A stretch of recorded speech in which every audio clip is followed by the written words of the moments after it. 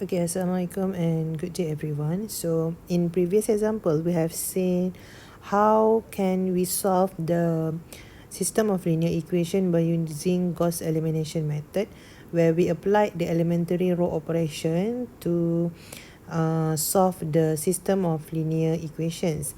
Okay, and we transform this system of linear equation into matrix form, where this one you can write it as metric coefficient. Okay, so kat sini you ada matrix coefficient. Okay, and the variable coefficients, okay, will be equal to the constant coefficient, where it is the number in the right hand side.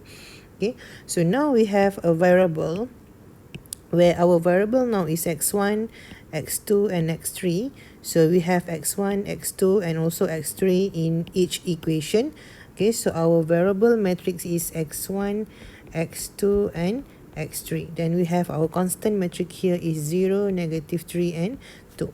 Okay, and we have the coefficient matrix where this one is for x1, this one is for x2 and this column is for x3.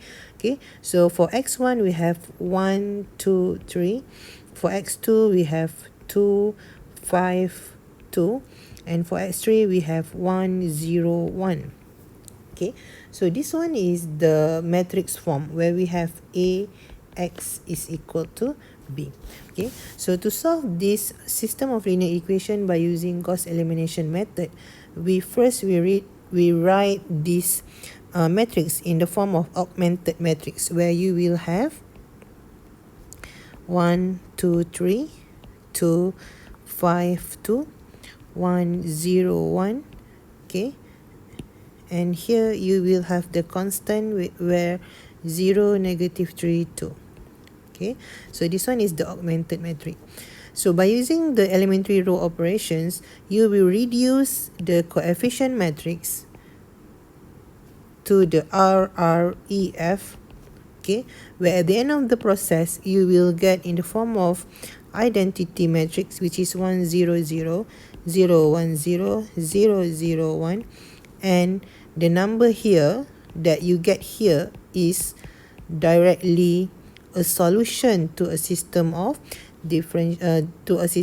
linear equation. Okay, where you have reduced this part into RREF, reduced row echelon form. Okay, so when you have reduced this part into RREF, you will take directly whatever number here as a solution to your system of linear equation. Okay, but then we have alternative way to solve this system of linear equation by using Gauss elimination method, where you no need to reduce it until reduce row echelon form. Okay, awak tak perlu pun nak reduce dia sampai dapat reduce row echelon form, but then you just need to reduce this matrix, this part, the coefficient matrix, into row echelon form. Okay, where you know that apa dia row echelon form? Row echelon form yang pertama, setiap row mesti ada leading one. Okay, selepas itu di bawah leading one mestilah kosong. Dan yang ketiga, syarat dia leading untuk setiap row mestilah ke kanan. Okay, dia mesti turun ke kanan. So ini adalah reduce the matrix into row echelon form. Itu pun dah cukup untuk kita solve kita punya equation by using Gauss elimination method. So kita nak tengok, kalau sebelum ni kita directly solve reduce dia into identity matrix. Okay, so bila you reduce the matrix into identity matrix, directly yang apa yang awak dapat sebelah sini adalah solution to the system. Okay, tapi sekarang kita tak nak reduce sampai dapat identity matrix. Kita cuma nak reduce matrix kita sampai dapat row echelon form. Okay, row echelon form mestilah setiap row ada leading one. So sekarang kita nak jadikan setiap row ada leading. Kita akan buat elementary row operation.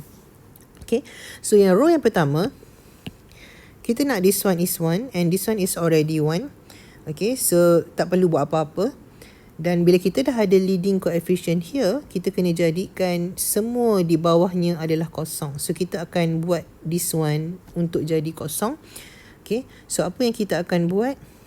Kita akan ubah dulu row yang kedua. Okay, so row yang kedua ni kita nak ubah. Okay, so bila kita ubah row yang kedua, row pertama dan row ketiga is still the same. So awak salin balik 1, 3, 2, 2, 1, 1 dan kita ada kosong negatif 3, 2 kat sini.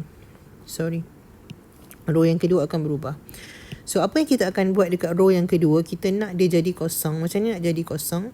Row yang kedua ni kita akan tolak dia dengan 2 darab row yang pertama. Okay, 2 darab dengan row yang pertama. So 2 tolak 2 awak akan dapat kosong. 5 tolak 4 awak akan dapat 1. Kosong tolak 2 awak akan dapat negatif 2. Negatif 3 tolak kosong awak akan dapat negatif 3.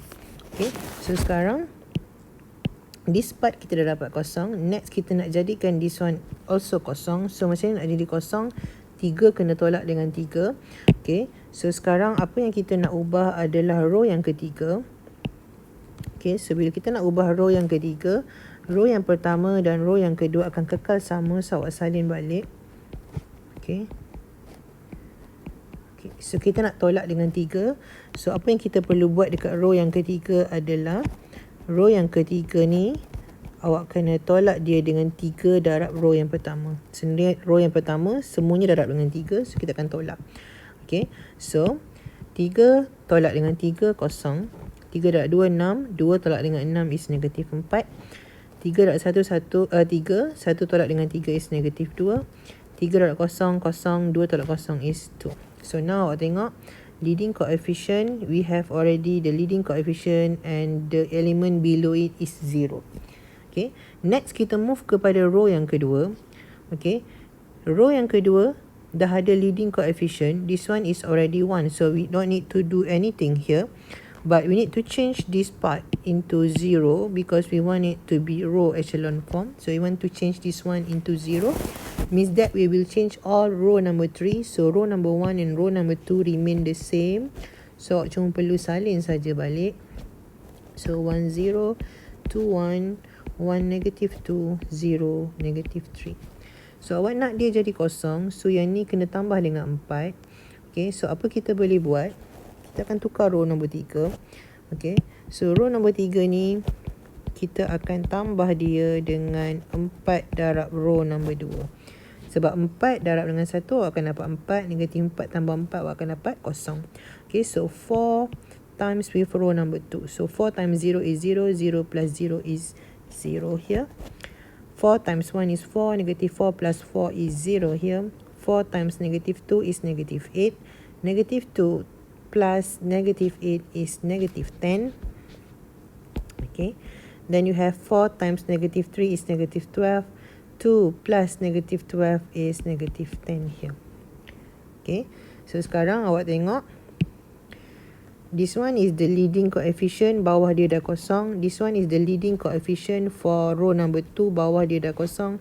Sekarang kita nak leading coefficient di row number 3, so kita kena jadikan this one as 1. So macam mana nak jadikan dia 1?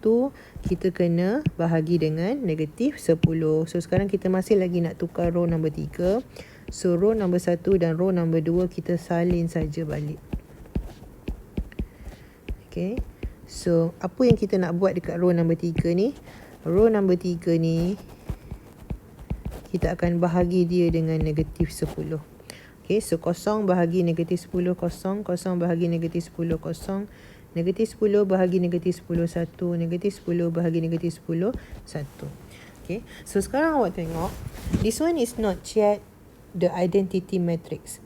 Okay, but then this one is the row echelon form. Why? Because dia dah fulfill. Yang pertama, setiap row dia punya leading adalah 1. Okay, setiap row the non-zero number yang pertama sekali adalah 1. Yang kedua, syarat untuk row echelon form, di bawah leading 1 kena kosong. So this one is kosong, this one dah kosong. Dan syarat yang ketiga, 1 tu mestilah berbentuk tangga ke kanan. Dia mesti turun macam ni. Okay, so sekarang kita dah memenuhi syarat row echelon form. Kita tak perlu teruskan untuk kita solve this system of linear equation. Kita boleh terus dapat dia punya penyelesaian. So macam mana awak nak dapat penyelesaian dia? Okay, so awak tahu ini adalah kolom untuk X1, ini adalah kolom untuk X2, ini adalah kolom untuk X3. Okay, so kita tengok dekat sini. 1 darab X3. So awak ada 1 darab X3 is X3 equal to 1. Ini adalah equation yang pertama. Lepas tu awak ada 1 darab X2 adalah X2. Negatif 2 darab X3 adalah negatif 2 X3 equal to negatif 3. Ini adalah equation yang kedua. Dan awak ada 1 darab X1 adalah X1. 2 darab X2 adalah 2X2.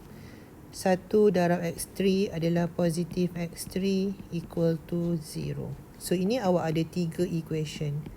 Okay. So awak tengok sini. You know already X3 is equal to 1. So solution awak yang pertama X3 is equal to 1.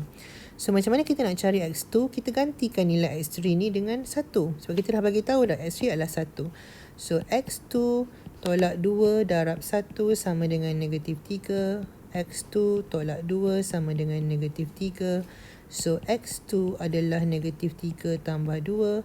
X2 adalah negatif 1. So awak dapat X2 adalah negatif 1. Okay.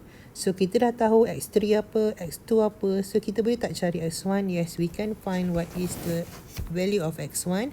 So X1 plus with 2 times X2. So X2 adalah negatif 1 plus with X3. So X3 adalah 1 equal to 0. So X1 minus 2 plus 1 equal to 0.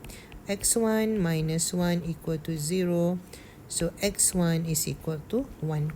So now you already have the value of X1 equal to 1, X2 equal to negative 1, X3 equal to 1. So this one is the solution to a system of linear equation. Okay, so kita tak perlu pun untuk reduce dia sampai dapat reduce row echelon form. Cukup sampai dapat row echelon form sahaja.